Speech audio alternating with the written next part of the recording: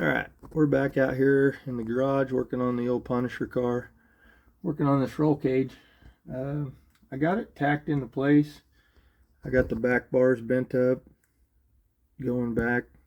They're pretty straight. I still need to readjust them a little bit, but I'm going to take it to work and weld the roll cage in at work.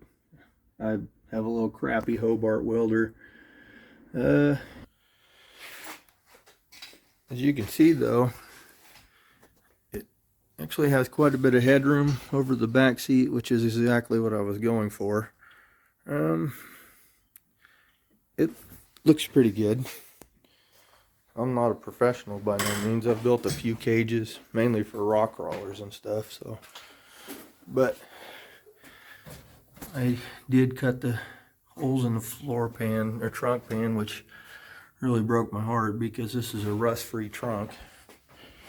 I really didn't want to tie it to the frame, but NHRA rules say you have to, and I don't want to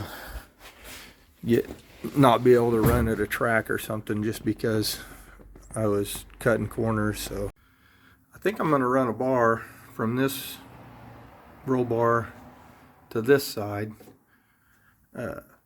since they're right above the upper control arm mount. Should help reduce flex. I'm sure it ain't gonna hurt it anyway. So, but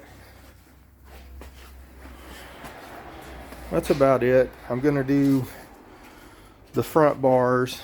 I'm gonna do the swing out bars though. But that's all I'm doing with cage wise. I'm not putting a 10-point cage in the car. If it needs any more cage than that, we just ain't gonna go that fast. I don't feel like, I think a 10-point cage really ruins the drivability of a street car, having to climb around it and stuff. It's just, I don't know. I didn't even want to put a cage in it, but like I said, I don't want to have to get kicked out of a track, not be able to run at a track just because I didn't want to put a cage in it. So this is what we've been working on though. Pretty nice day out, so we're gonna get back at it. I'm not gonna show you video of me welding it in because there's a million videos of that out there, so I don't think I need to do that. But here we are, so on to the next project.